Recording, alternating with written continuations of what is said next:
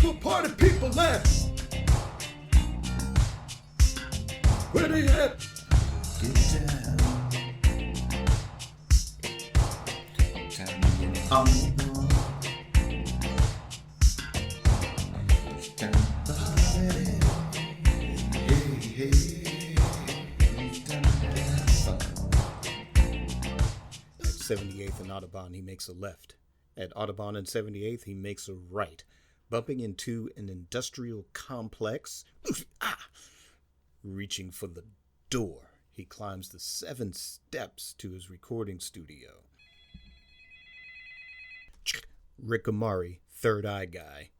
Yes, I'd like to order a pepperoni pizza with all the works. You've got the wrong man. I spell my name Amari.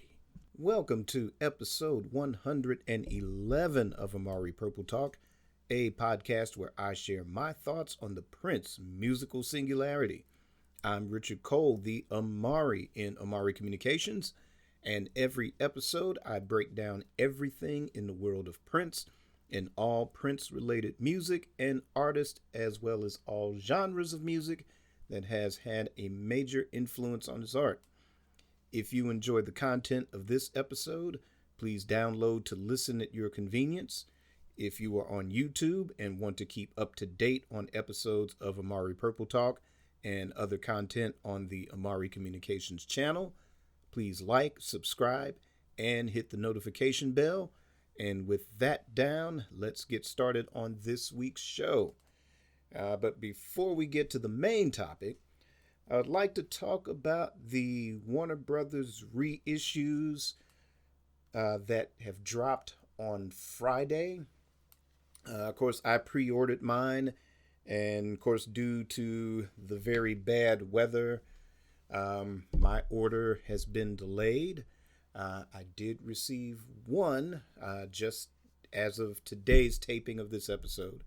I did receive my reissue of Controversy. And speaking of controversy, there's a bit of controversy surrounding these reissues. Most notable is the Come album, the CD version of it. The CD packaging, there is a very noticeable misprint in the packaging. Of course, those familiar with that album, that was right in the height of the whole Prince changing his name to a symbol. The big dispute with Warner Brothers.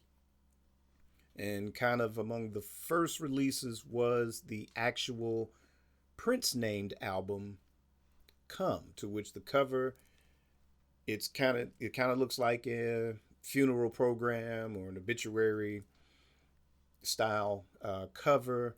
And it has his birth year of 1958 and his quote-unquote death year of 1993.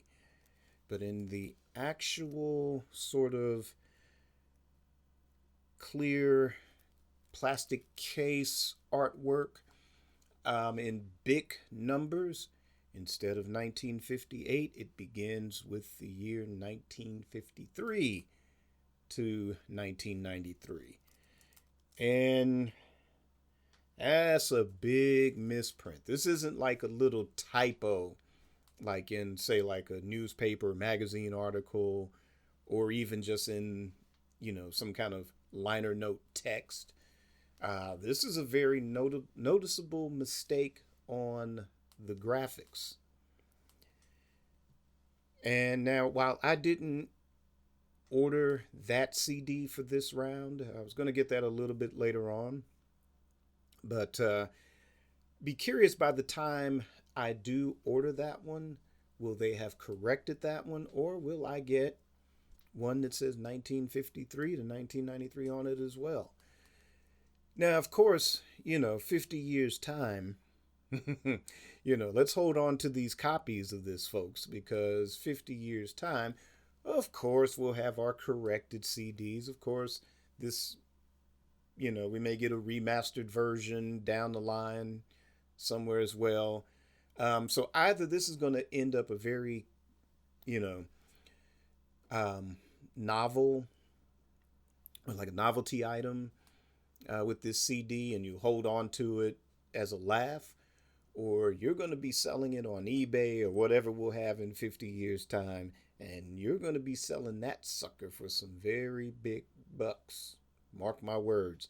Because this isn't the first typo or graphic error or even a sound glitch. I've kind of noticed there's, people that I don't know for whatever reason they don't like Sony, but they're already kind of going on like, yeah, well, see, they made a big mistake. Oh, look at that typo. It says 1953 on it. See, Warner Brothers should have held on to the licensing, or they should have held on. Don't they own anything?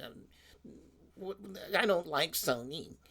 Well, it seems all these people that are all of a sudden very pro Warner Brothers forget about that little tiny sound glitch that's on Erotic City, and I think for the long version, the extended version of that, where, I think the rumbling, there's a sound glitch.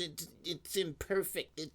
There's a glitch on it. It doesn't sound right. See, Warner Brothers is dropping the ball. They suck. And yeah, all of a sudden,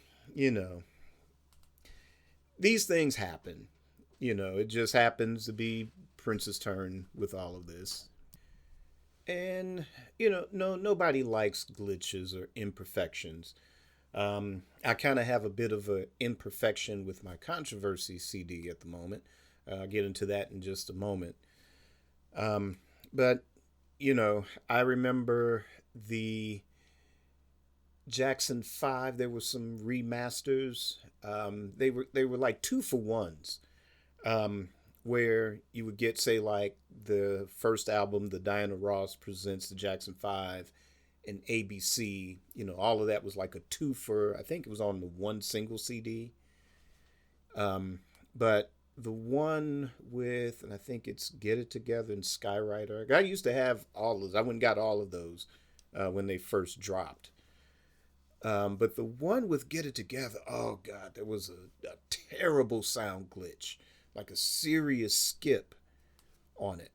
Now, when they did reissue those as individual albums or individual CDs, kind of around 2009 or so, or 2010, that was corrected. That sound glitch was corrected on the Get It Together. In fact, the title track itself had this like weird skip, and it wasn't because the CD was scratched.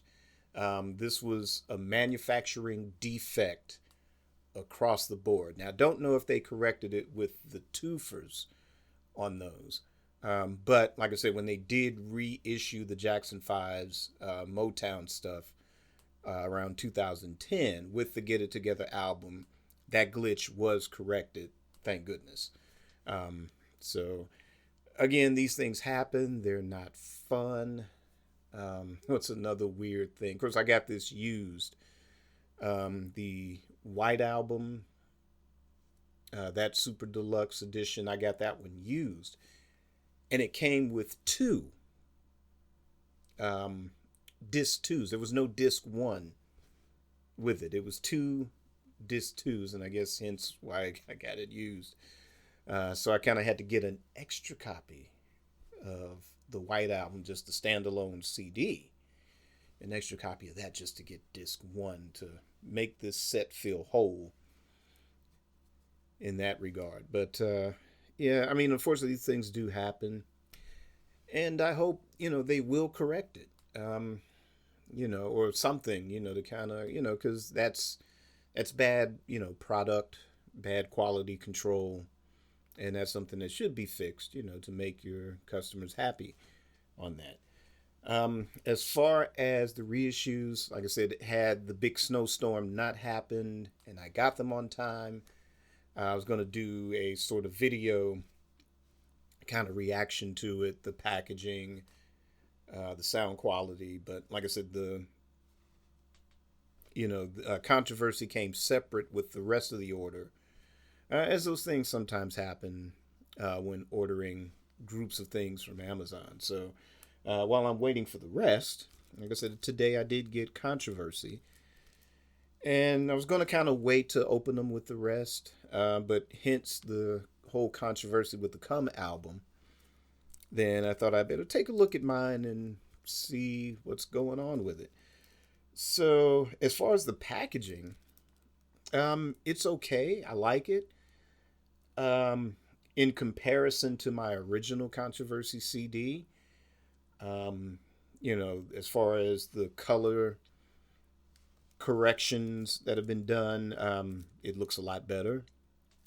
I was kind of hoping for maybe some extensive liner notes, maybe nothing too heavy, but some kind of liner notes, maybe some lyrics in the liner notes or in the booklet. Didn't get that one. This one does come with the fold out, when you fold out the cover, it does have the poster that came with the actual album with it.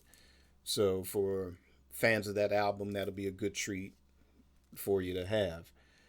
I didn't really sit down and do an extensive A-B comparison between this CD and the original Warner Brothers CD, but I can say for certain it is not remastered in any way. And I'll get to my theory on this as I was examining the packaging for this one, and the one manufacturing defect on this one. These come in the actual, original, well, I would say plastic cases that have been sort of commonplace with CDs, instead of the sort of eco-friendly packaging that some of the post Warner Brothers material that Sony has reissued on prints. I would have preferred that these reissues for the Warner Brothers material would have been packaged in this way, because my CD came with the plastic case. You know how you get that one where the little hinge is, breaks off, or if you drop the case, it breaks off, and it just makes your CDs feel all weird, and they just don't have that sort of uniformed quality when it's sitting next to all your other CDs. So that's my one complaint as far as the manufacturing of it. And I mean, it came in the bubble wrap packaging that Amazon is known for, so it should have been well protected. But kind of as I'm going through this, that little plastic piece is not in there. So I wonder if this happened prior, well, obviously happened prior to. So I wonder what happened, folks. But other than that, I guess this is my take on it. I'm still going to do a video on these. What I did was mainly get the first four. So For You, Prince, Dirty Mind, Controversy. Because personally, I just kind of wanted to just revisit it and kind of revisit it as if I'm discovering Prince for the first time, and just kind of using these reissues to do that. And like I said, started off with the CDs because that's more economically sound for me. But I will say this, like I said, again, I'll still do a video on the CDs that I'll be getting. But I think, given with the whole thing with the packaging, not only of the Come CD, but the way this one arrived, and I mean, it's no fault on anybody, I'm not placing blame on Amazon.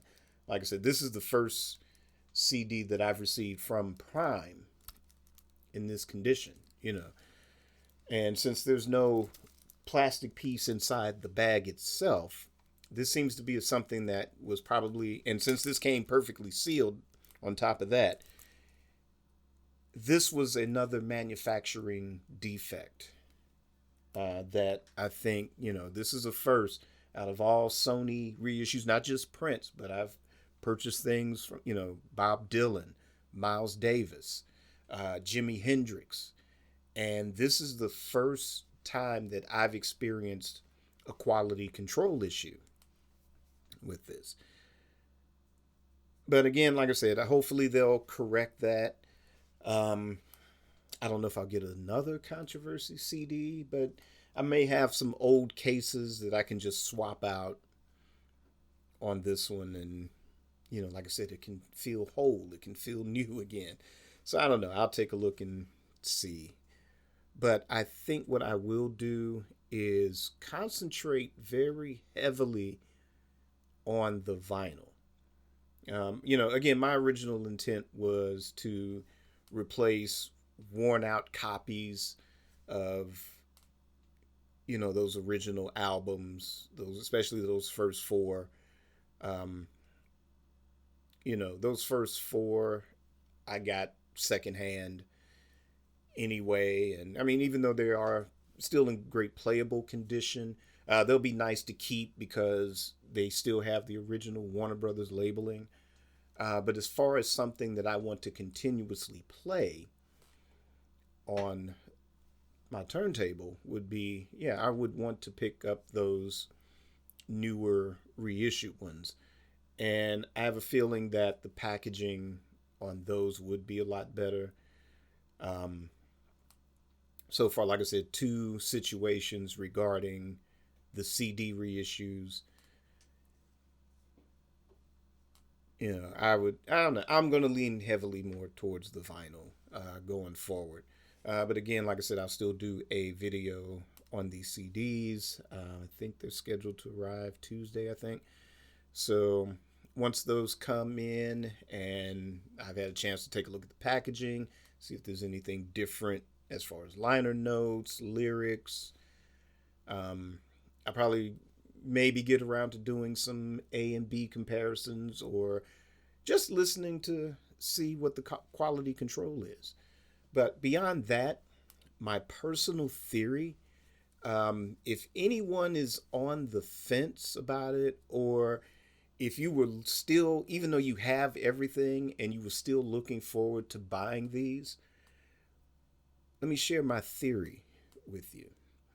And my theory is that really, honestly, I don't think these reissues are for us, and what I mean by us, the actual Prince or Purple musical singularity.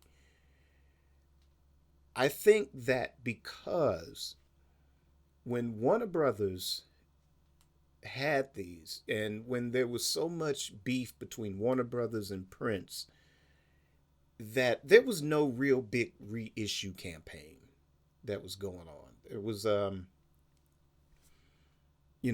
of that. These things, were basically, they were just cranking them out or, just pressing new copies as needed.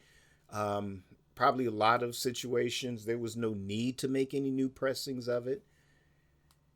And I don't think it was until 2014 that there was really any attention that was going to be paid as far as reissues. And at first, the attention was all on vinyl because Prince preferred vinyl. And he gave that the highest priority. So all those 2015 reissues, which I think is just those master tapes as far as the vinyl versions of these, since there's no remastering. Again, I would say probably just based on my limited A and B comparison, I would say purchase the vinyl if you can. Again, I would prefer to have both. I'm feeling more of a completist in my old age now when it comes to collecting music. It's like, oh, well, I want the vinyl. I want the CD. Some things I might just get the CD and do the vinyl, or if there's a vinyl box set versus the vinyl or versus the CD box set, I'll lean more towards the CD box set and just get the standalone vinyl for that particular project. It depends, but I really honestly feel that these reissues are just meant to fill a certain void. because of whether it was a thing of availability. And before you kind of get into that, but Richard, they were always in the record stores. People, all they had to do was go buy them. And that's true. However, if you're talking about your local record store, then yeah, chances are if they had it, sometimes it was harder to find certain albums than others. But for the most part, yeah, you could. But the thing is, you weren't buying a brand new copy. Chances are, 9 times out of 10, if you were buying Dirty Mind, it was someone's used copy. It wasn't a brand new, hot off the presses, a recent pressing from Warner Brothers, because the demand just wasn't. I wouldn't say the demand wasn't there. It was. It's just that we, in the Prince musical singularity, were screaming, remaster, remaster, remaster, remaster. And in the case of some Prince albums, up until maybe I would say Diamonds and Pearls, maybe Graffiti Bridge, before then, yeah, there just wasn't any attention placed on it, or they just didn't hit the loud button on it when they, were transferring these things to CD. But there just wasn't that much of a demand for them to do it. There's plenty of product out there. And like I said, as far as your local record store, now back when, we had a Tower Records, back when we had a Virgin Records, a Blockbuster Music or something like that, yeah, then maybe newer pressings. But again, there was no way. Warner Brothers didn't have Prince's permission from the publishing side of things to say, hey, go ahead and remaster those. Let's do a whole remaster reissue campaign, because remember, for the, as much as we love these super deluxe editions and vault tracks, Prince just wasn't a nostalgic cat like that. So it wasn't a high priority. I would say it wasn't a high priority on his part. But again, since this is the music business and not the Prince business or the Prince fan business, then yeah, his most classic of albums should be available to the mainstream.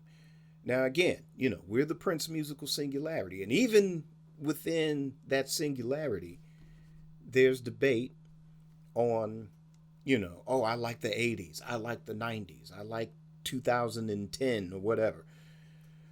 But we're kind of, we're there. It's kind of a given that we would be there. But there were probably people, just fans of music, and I'm not talking about fair weather music listeners that's like, oh, this is hot this week, you better go buy that, and they buy that and just that one thing and ignore anything before or after, and they just gravitate towards the next thing. No, I'm talking about people that legitimately love music and probably legitimately love Prince in that era. That, as they're rebuilding or building or adding on or discovering or rediscovering certain things, not having that material readily available in your major markets, I guess now Target, Walmart, Amazon, to where you can get a brand new pristine copy of an album that you love, either to replace something you used to have or you lost it. I think it's more for that, just to have it available. And that is a good thing. That is a good thing. We can't keep being selfish as, the Prince musical singularity and just think that every decision is made just for us, because we're going to differ. Because, again, I'm not a fan of the Planet Earth album, but there is somebody that is a major fan of the Planet Earth album. I only like a couple of songs on it, but if there were a super deluxe edition of that for whatever reason, or something that covered that particular year or that particular era, oh yeah, it's going to get my purple ducats, no doubt. Because like I said, again, I'm feeling as a completist. And maybe there might be something to that, to where oh, okay, there was a different mix of that song. Well, I like that mix better. Or, hey, I like that vault track better. That should have been on the album instead of, Lion of Judah. I'm just picking a name out the air, folks. But yeah, instead of Lion of Judah, yeah, that song should have been on it. Maybe some of that deliverance stuff should have been on Planet Earth. Who knows? But, you know, that's what all fans do. Hendrix fans, Dylan fans, Beatles fans, everybody has their favorite little thing within that community. But to just somebody that just loves to buy records and they may like a certain artist for 3 or 4 albums, like I said, not fair weather fans that just have Purple Rain and that's it, but somebody that might have Dirty Mind, then 1999, then Sign of the Times, and then maybe bought Diamonds and Pearls, if they decide to go back and say, oh, you know what, I never gave that Controversy album a chance. Let me go back and listen to, let me go find that. And if they're the type of people that would rather have it brand new and not buy a used copy of it, then now it's available. And again, I think that's a good thing. Or, if there's somebody of any given age, that, maybe somebody in their 20s or teenagers or in college now, and they're going through YouTube and they see Prince and they see all these Prince videos and like, oh, what's this song about? What's this? Who is it? Prince. And oh man, this is from the For You album. Let me go find that. Well, now they can go find it. They can go on Amazon and get it. I mean, cool, it's on streaming and you can get it that way. But if there's somebody that's into CD or vinyl, it's now available for everybody. And that's it in a nutshell. That's it. So as far as the quality control, again, like I said, I'm sure, down the line, we're going to get a Controversy Super Deluxe Edition. And it'll repackage the album. It'll have better liner notes. It'll have a big booklet, lots of pictures. There'll be a Super Deluxe box set that'll have the tour and the vault tracks and all of that. Again, it's now the legacy business. This isn't, okay, how do we market this and have it compete with whatever Drake is doing? How can we have it compete with what Chris Brown is doing or Taylor Swift? And let's make sure that this reissue is album of the year competing against all of those. No, this is the legacy business. The legacy business is now about your serious audio file, mainly your audio file, mainly the fan base, as general as they can make it. And sometimes every now and then, yeah, you get the big mainstream box set, and then you're going to get the Diamonds and Pearls box set, or the Symbol box set, or the Gold Experience box set at some point, or something that covers that particular era that's outside of the classic realm. And then it's going to go back to the classic realm. Then it's going to focus on this one concert that everybody loved. And then it's going to focus on this one concert that, like, we never knew that existed. We didn't know that was on tape. This is now the legacy business. Point blank. And it's about filling those big box stores with enough new product available for everyone, the mainstream, if they stumble upon it. For, again, there's probably cats I grew up with that, yeah, I mean, they bought the 1999 album. They went to the Triple Threat tour. They went to go see that show.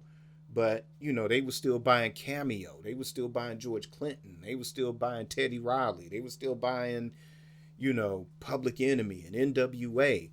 And Prince just wasn't on that priority. But now they can go back and it's like, oh man, I missed out on that one album. Let me go get that. That's what this is for now. And for us, it's a treat. For me, it's like I said, kind of replacing some worn out copies now and being more of a completist. I'm kind of leaning more towards that audiophile fan now with a lot of this stuff. Again, with the Miles Davis, the Dylans, the Hendrix, all that stuff. So I don't know. Leave me a comment. Let me know your thoughts about this. Like I said, the video will be coming soon at some point as far as my reaction on the rest of the albums, or at least starting with the early albums, and then eventually I'll work my way to doing other video comparisons of the album. So check it out. Let me know what you think. Your experience with some of the other reissues beyond the Come album. Any manufacturing defects, you just filling gaps in your collection, or you just gonna be like, cool, I'm gonna pass on that and wait for the next big project to come out. Leave me a comment, let me know your thoughts. Okay, so didn't mean to go on a rant about that, but that was just kind of like I said, beginning the show, I thought, that's what they're doing this for. But now we're going to move on to the actual topic of this episode, and that is the Prince Netflix documentary, which, I am kind of thankful for the events of this week because I have a topic, especially since the reissues are going to be late. But I now have a topic, and that is all thanks to one Neil Carlin. So, if anybody has been on Twitter the past week, so Neil Carlin has got some issues with the Prince documentary, and mainly its director, Ezra Edelman. Now, with Amari Purple Talk, I try to keep this as a fair and balanced show, and I don't give in to gossip and rumors and things like that. There's been one or two instances where I've drifted into that territory and have never really been satisfied with the results. But all in all, like I said, if there is a way to keep it fair, keep it balanced, keep a certain perspective on things, maybe just deal with the facts of the situation, then that's what Amari Purple Talk is here to do. But this situation was a little bit hard to ignore because it was like, okay, you got some personal beef about, Ezra Edelman directing the documentary, how you think the documentary is going to come out, but you don't, there was no evidence presented. It was just, it was crazy. It's apparently he's more pro Ava DuVernay, which, originally she was tapped to direct the documentary, and for whatever, usually creative reasons, not sure, what the creative differences were, but she parted ways with the project, or she, along with Netflix, came to a mutual agreement to part ways, and now we have Ezra Edelman, who is also in his own right an award-winning filmmaker. He's more of a he's more of a documentarian. Not to say that Ava's a slouch in that department. I mean, she's got two heavy hitters on Netflix, and which more than would have qualified her to do a Prince documentary. And obviously that would have been a first choice, if Prince was still around, to say, hey, you know what, I need to have a documentary made. And if he would have watched the documentary 13, or, I'm drawing a blank on the other one. But if he was around when those were out, then he would have been like, yeah,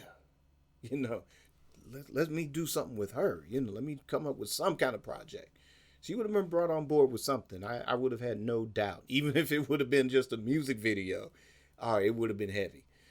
But again, Ezra Edelman is no slouch. OJ Made in America, that is an award winning documentary. I don't think that was a sensationalized piece of it. Dealing with celebrities, we always like to put them on this pedestal, and we always, they're larger than life in a lot of cases. They're public figures, and in some ways they belong to us. In some ways we don't want to, deal with them, or we build them up just to tear them down. It's it's a side effect of the society that we live in. But whatever anyone's feelings toward OJ may have been, this documentary, I recommend that everyone seek out this documentary. It to me connects a lot of dots. To me, it sheds a light on a lot of things. I don't, I'm not looking at it like, oh man, they turned the black man down and all this other stuff. No, not in this case. No, not this one. Not this one. But I recommend everyone check it out. I'm not asking everybody to be a student of film or a student of documentaries to judge one way or the other, but if you take a look at it, and if you come away with the fact that, yes, this man is qualified to direct a Prince documentary, cool. And even if you don't, leave me comments and let me know your opinions on why you feel he shouldn't be qualified to do it. Now, and I guess with Neil Carlin's thing is that he's comparing the two directors, which is probably I'm going to say this, it's the most idiotic thing I've ever seen. It's like, cool. It's cool to have a bias for something. I have a bias towards some things, or I don't know. I think that, to me, I use this as an analogy. To me, MCU movies have been absolutely perfect. Even their worst movies have been pretty good movies. DC movies, on the other hand, hey, I love Man of Steel. I love the Ultimate Edition of Batman vs. Superman. I enjoy Zack Snyder's cut of the Justice League. I hate the theatrical version of the Justice League with a passion. I love the first Wonder Woman. I can't stand the second Wonder Woman. So there you go. Some things you're going to like, some things you're not going to like. But am I going to jump on social media and just go, oh my God, DC films suck. They have no business making movies because MCU is just better at it. And even their worst movies are better, than the best of DC, whatever.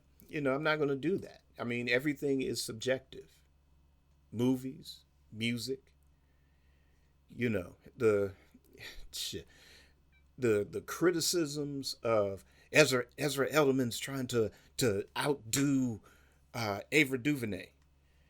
Well, okay, you claiming to be Prince's best friend or whatever, I get that. I've done a review of Neil Carlin's book, and again, like I said, I try to keep it as fair and balanced as possible. Haven't listened to that. I meant to listen to it again before today's show, just haven't gotten around to it. But I like to remember if I gave it a very fair and balanced review. I'm sure there were some things I liked about it. There were some things I didn't like about it. And to me, yes, some things were a bit far-fetched. But, there were some pretty good points made in the book as well. But, this isn't a judgment on his talent as a journalist. Remember, let's remember he did give two very great Rolling Stone interview, do two great Rolling Stone interviews with Prince. So I'm not going to take that away. But this whole thing, starting with the book, the promotion of the book, and then now, all of a sudden, out of the blue, these criticisms. So, granted, here's the thing.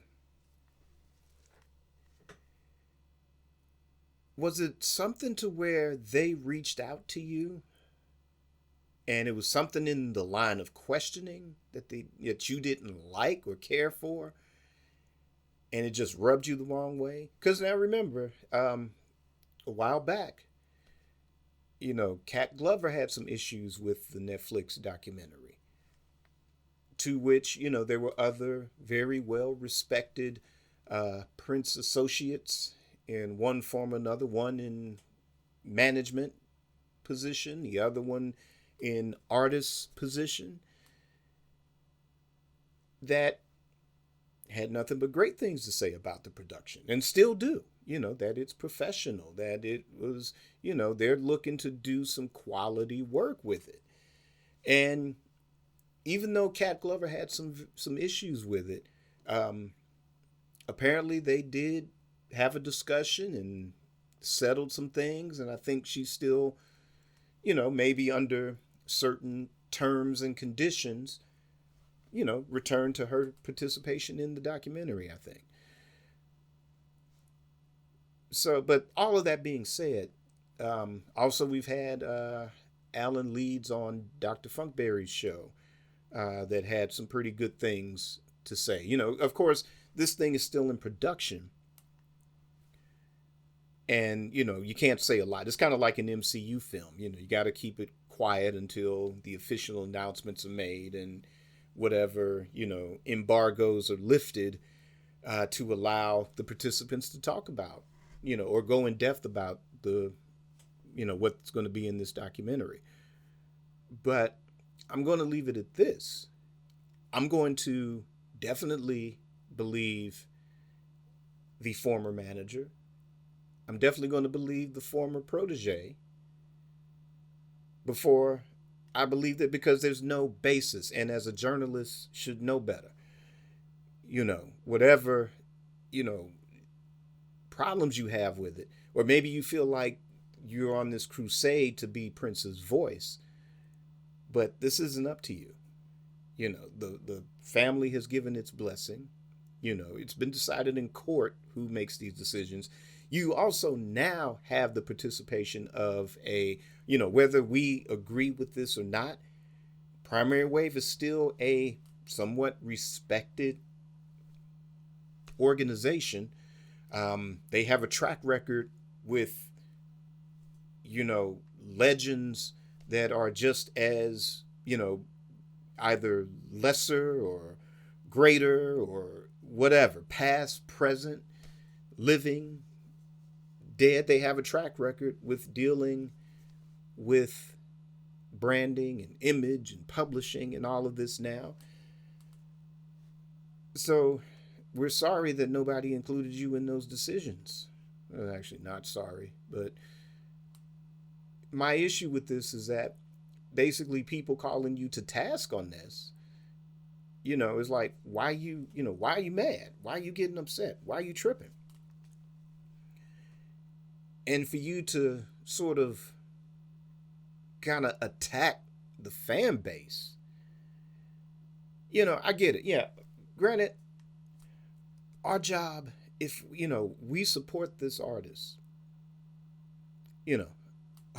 unlike, okay, if Prince had murdered somebody or something, then we jump off the bandwagon, because it's like, oh man, oh shit, he turned into a cold-blooded killer. Oh no, we can't, no, we're not going to, this isn't an OJ thing to where, okay, back in the 70s, yeah, this was one of the greatest football players around.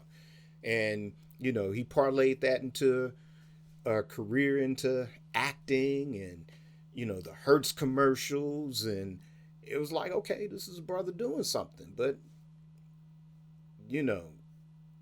there's a huge thing to where, like I said, it's it's crazy, to where no, nobody's on the OJ bandwagon. Nobody's supporting this cat.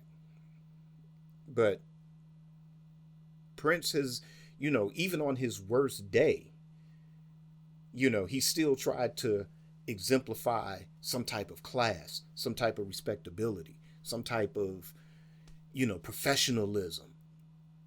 At the end of the day, it was like in some cases, it's like, I don't care what you think about me. Is this art great? Is this music great? Is this concert great? Is this video great? Is this movie great? And again, even on his worst days, even on his worst decisions, this is somebody that is cherished and beloved by a lot of people from all walks of life, from all countries. And like I say, sometimes even with our own community, somebody gets it wrong, to where, okay, yeah, we got to step in and kind of correct you a little bit. Or no, here, check this out. Read this interview, read this book, listen to this album. Yes, he was for this, but at the end of the day, he was that.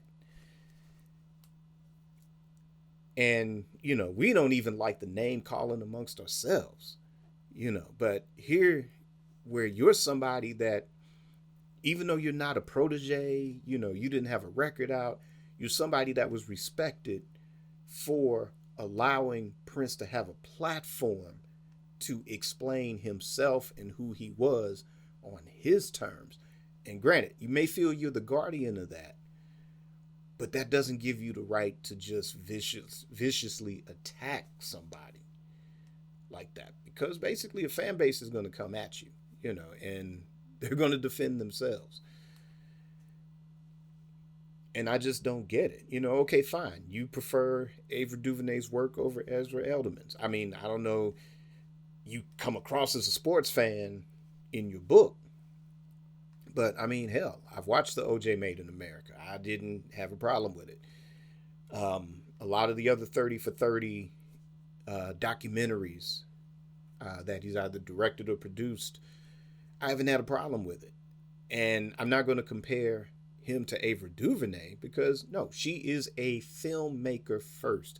She makes Hollywood films to the best of her talent that she possibly can. I don't know all of Ezra Elderman's track record beyond the documentaries, but apparently that's his niche. That's his lane. I don't see anything where he's working on a major motion picture. I don't think he's trying to be Spike Lee.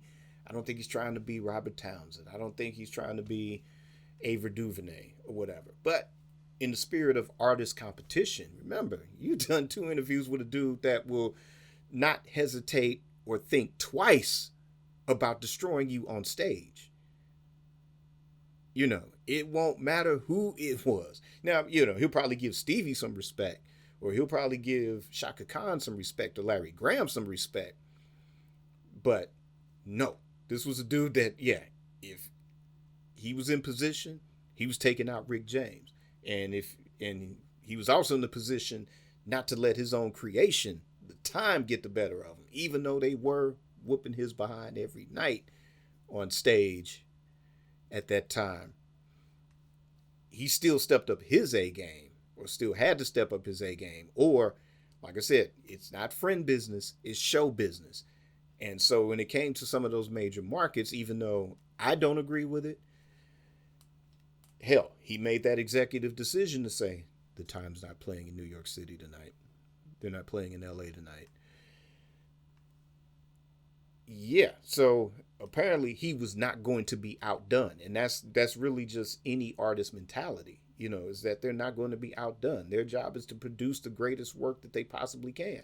And yeah, if you have somebody well respected like Ava DuVernay that stepped away from the project, or again, didn't agree with what maybe the estate's vision or Netflix's vision of it was, then yeah, somebody's going to step in. Somebody's going to step in. I mean, hell, maybe Spike Lee was too busy. Who knows? But like I said, I don't have a problem with this man's work. to say, oh my God, Ava DuVernay should have been, the one, or somebody else but this guy. That's not what we're here for. You know, there's a documentary, it's in production. Hopefully it'll come out about maybe 2023 or so. All kind of whispers kind of nod towards that as a release year. And I've seen other documentaries on Netflix and I enjoyed those. They weren't done by Ava DuVernay or Ezra Ellerman. The Two Killings of Sam Cooke. By all means, check that documentary out. That documentary is no joke. Check out Black Godfather about Clarence Avant.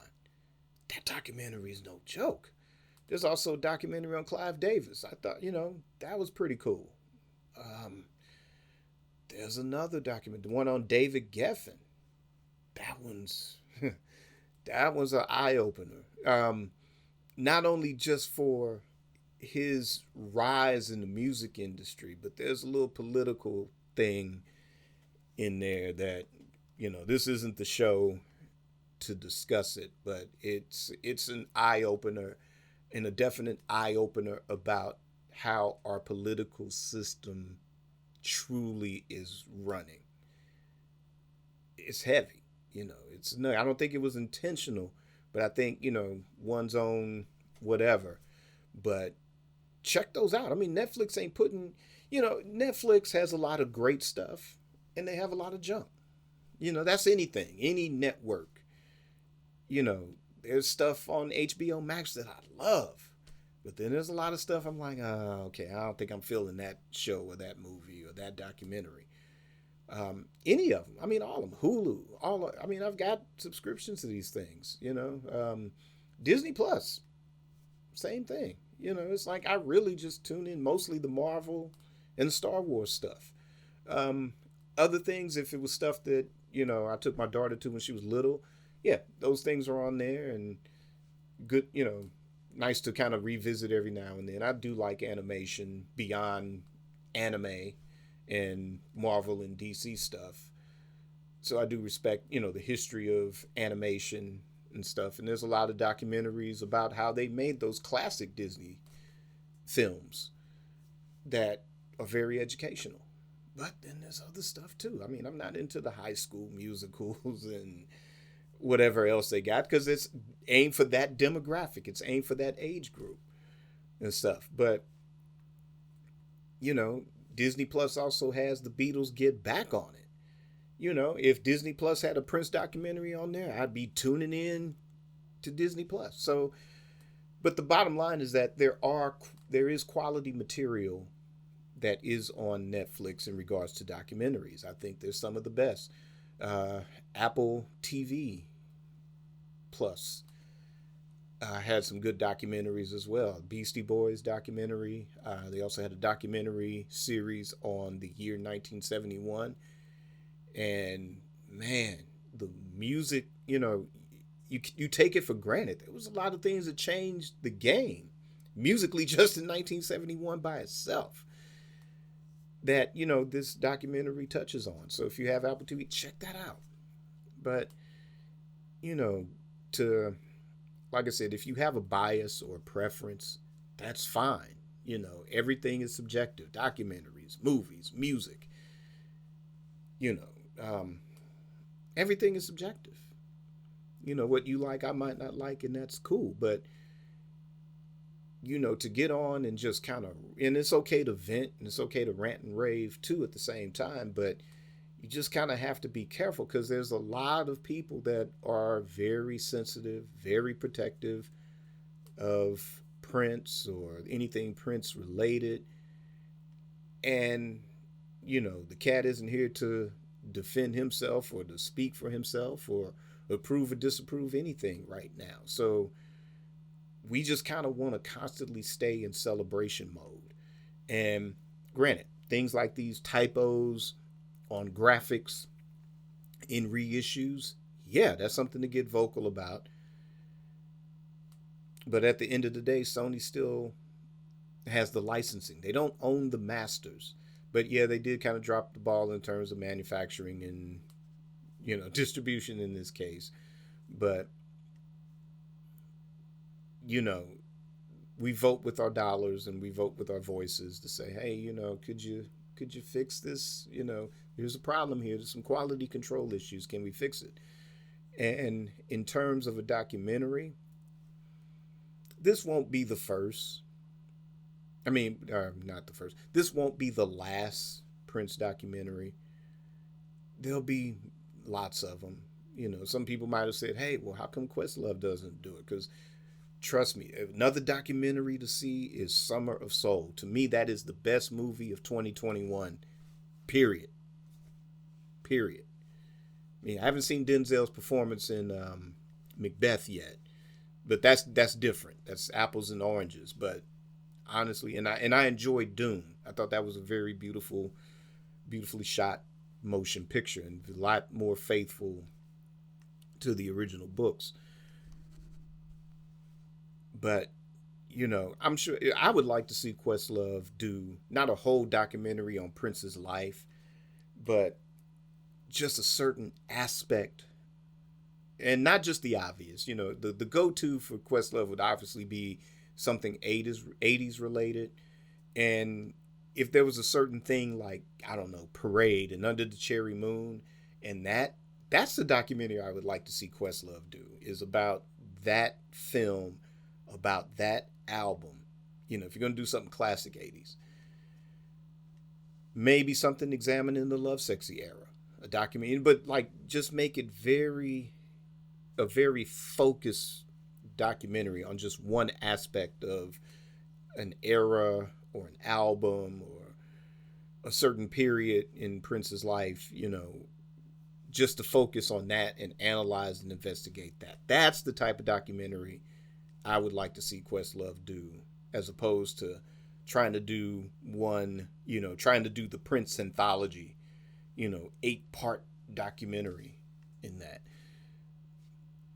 But like I said, I don't get it. I think that, in this case, I think Neil Carlin is way off the rails on this one, and like I say, to ridicule a fan, hell, all of us have, I have a podcast, a lot of people I looked up to as inspiration to do this, are fellow podcasters, and not just the Prince stuff, but, other genres as well. And the basic takeaway is you're going to have some haters. Point blank. You are going to have haters. And how you deal with that, some of them you got to ignore them. Some of them you got to just deal with some taste, some tact.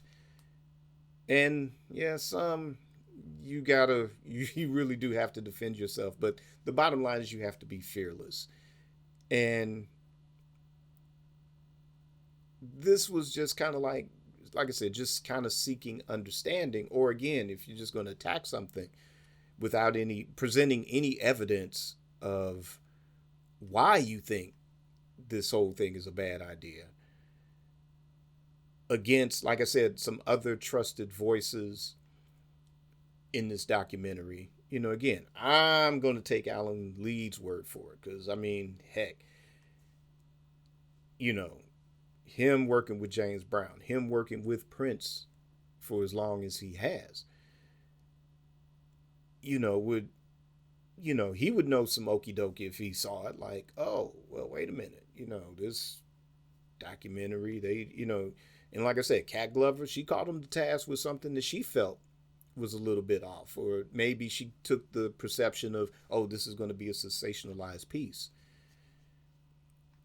And like I said, I guess whatever, they talked it out, worked it out. I'm not sure if she had any deeper involvement in it after that, or she agreed to just finish up her part of it and then maybe like, don't call me anymore or something. Who knows? But this dude is just going to have to come with some receipts, as far as, why Ezra Elderman, believe in his own hype and own press and all this stuff. I've looked up this dude and I don't see any controversies or problems. Dude has an Emmy and an Oscar. You know, Ava DuVernay got a lot of Oscar buzz from, Salem, and a lot of buzz for her documentaries, and a lot of shine for her documentaries as well. The one motion picture, Wrinkle in Time, didn't come off that well, but the criticism wasn't her directing. It was that she was given a very complicated piece of material to work with. That if you read the original book, you can see where it is very hard to turn that into a quality motion picture, you know. But everything else is worked. Um, she was set to direct a DCEU film, but she does have a DC character. She's produced for I think it's the CW. Naomi. It was a character created by Brian Michael Bendis. Um, I only read like a couple of issues of the comic, and I thought it was pretty interesting. I haven't had a chance to watch the series, but both of these directors, her, Ezra Elderman, looking up his bio, there's 3 documentaries on HBO. I wonder if they're on HBO Max. Courtship of Rivals, which is about the Magic and Bird rivalry. There's one on the Brooklyn Dodgers. There's one on Curt Flood. So those that don't know, this was a brother that played for the St. Louis Cardinals back in the day, and he was the one that fought hard for the rights, kind of like Prince, kind of fought hard for the rights of players to follow free agency, even though he himself did not reap the full benefits of what he fought for. It kicked open the doors for a lot of your favorite athletes to enjoy the fruits that they enjoy now. So, I'm, it's bringing us some questions, folks. Um, okay, you're gonna be biased. What you biased about? Or like I said, if you like Ava DuVernay's movies better, that's your opinion. But I want you guys out there to make up your own minds. Go seek out Ezra Elderman's documentaries. Find the OJ Made in America. Find the Magic and Bird documentary. Find, whatever you can on HBO Max. There was also a documentary series that he had done for HBO. Look, IMBD, was it IB or IMBD, which is, I guess, the film version of Wikipedia. Look up that man's resume and compare. Check out some of Ava DuVernay stuff as well. Like I said, check out 13 for sure. These are all eye-opening documentaries. They do their job. They inform and they educate. Definitely on some aspect of the Black experience. Curt Flood, that documentary, hell, it's Black History Month. So if you want to dive into those things, dive into 13, dive into, Curt Flood. And, this would have been somebody Prince would have definitely looked up to, as far as, here, this is a cat fighting for the rights of athletes to get their fair share of the pie, where Prince was fighting for the musical rights for artists to get their fair share of things. Go check these things out. And make up your own mind. Don't believe the hype, of what's going on. Like I said, I don't know Alan Leeds personally. I don't know, the Prince associated artists personally, beyond an exchange on social media here and there, but, they don't have any problems with it. And they've had maybe in a lot of cases, yeah, a deeper relationship. This dude, he wrote a book and says, oh yeah, we were cool. And even as far back as we were kids. And it's like, you could take it with a grain of salt, and like I said, I've done a review of his book. You can go find it. Previous episode of Amari Purple Talk. Like I said, I've tried to give that a very fair and balanced review. Some of it I enjoyed, some of it I thought was over the top and far fetched. Granted, he's got the interviews recorded as receipts, but what was the agenda? Was there an agenda? Was he trying to defend a certain aspect of it? He was giving the shine to a couple of people and calling a few other people hacks. Is he justified for that? Make up your own minds. Go check it out, put all the facts together, and come up with it. But is it going to dissuade me from being excited about this Netflix documentary? Hell no. I'm still going to check it out. Like I said, it came highly recommended, from, like I said, two sources I respect, three sources that I respect. So there's that. And even the fourth that had an issue, it was like, yeah, and she had every right to feel the way that she felt about it. And that's cool. And if they and cool on Netflix for going back and say, oh, well, we didn't intend to cause any harm. What can we do to make this better? How can we keep your involvement? What can we do? So props to them for reaching out, because they could have just easily said, well, all right, screw it. We'll just move on to the next. They could have easily have done that. So, I'm still looking forward to it. I still feel personally it's going to be great. I was going to originally have some points on why it should work or why it shouldn't work. And I've probably done that on a previous episode. But because this got a little, rough at the edges here, I won't go into it because it'll make the show even longer. But I will say that I think as long as it keeps a very unbiased and fair analysis of, yes, obviously his art, his music, but, his life in general. Keep it a fair and balanced perspective. The fact that he didn't want his music to be pigeonholed as black doesn't mean that he himself did not want to be black. And there's every ounce of evidence to show that he was very unapologetically black. And if you need the receipts, it's in his own words in that book, The Beautiful Ones. So what little is there, those 50 pages speak volumes about what his overall worldview was. So I hope it maintains that sense of balance and perspective. I hope it doesn't turn it into a sensationalized piece. I don't want it to be a criminal investigation.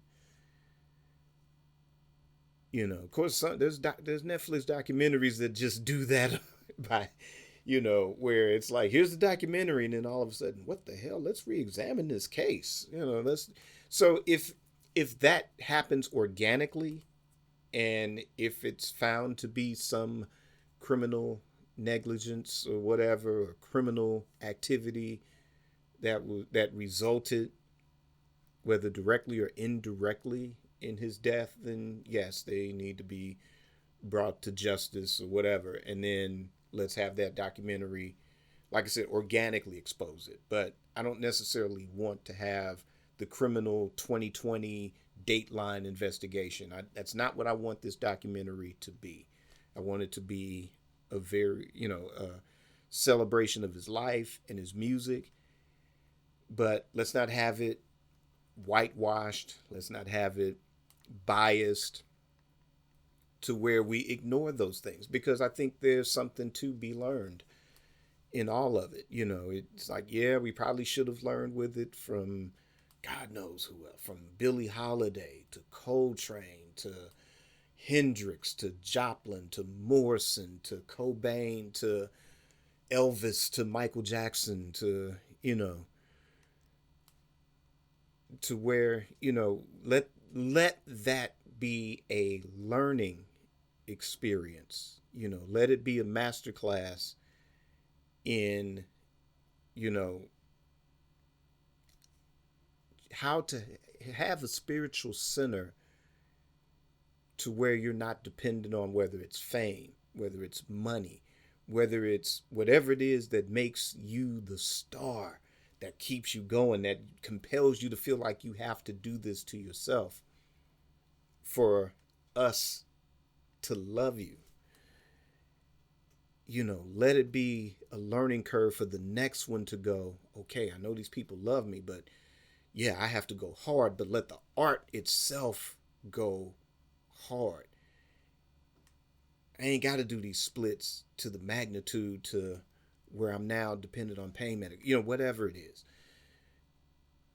or pills to put you to sleep, or pills to keep you awake, or whatever, have a spiritual center to just say, hey, let me just do my art, and let people just love the art and stuff and not get caught up in the celebrity or the image or the fame. So yeah, if you're going to touch on, because it's going to be unavoidable, it has to be an end to the film somewhere. And unfortunately, if unfortunately it can't be the Bill Withers ending to where the documentary ends and he gets to live 4, 5, 6 more years and then unfortunately passes on. Unfortunately, it's, again, it's the Elvis, it's the Michael Jackson syndrome, hell, Whitney Houston, all of that. It's one of those where here's all this great stuff, and then we get to the end and there's all of this. So no, let's, if it's going to be that, like I said, let it be to where it's handled with respect. It's handled with honor. It's handled in a way that, like I said, if it can educate the next artist to look at that and go, yeah, I want to be that big, but these are the pitfalls I need to avoid. These are the people I need not to have around me in order to be successful. Or these are the people that I do need around me to be successful. And if it gets to the point where you can't change the people around you, you change the people around you. And you get to grow old gracefully, That's the thing, We wanted this cat to go on to, make it past 70 and 80 and get to his 90s or something. There's a lot that have and have got to live full and enjoyable lives. So they overcame the hurdles to make it that far and enjoy some of the spoils, hopefully.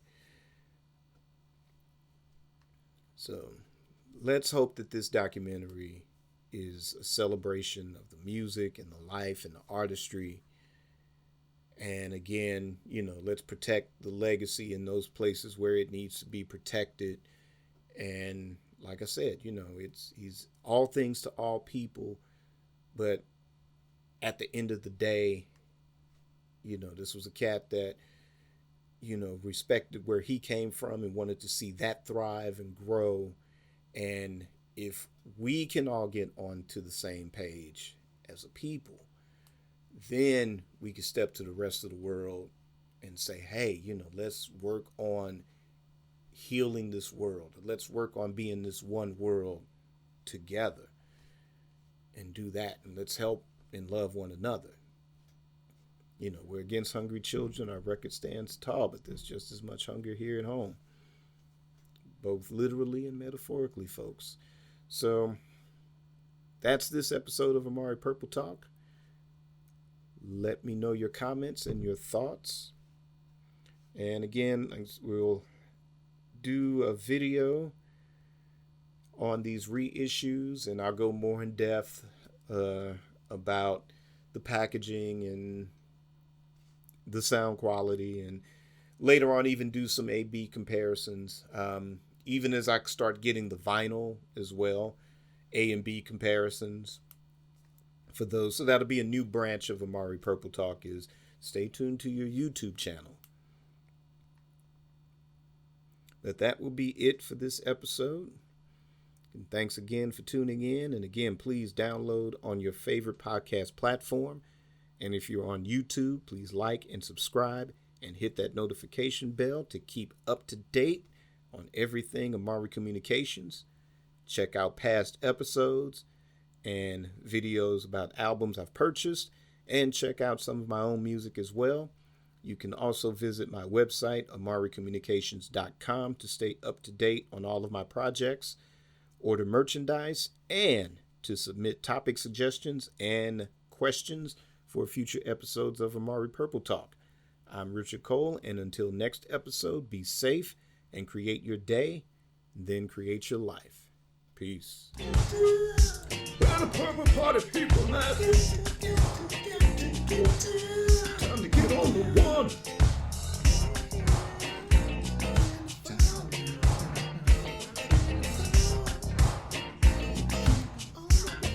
Keep it on the one.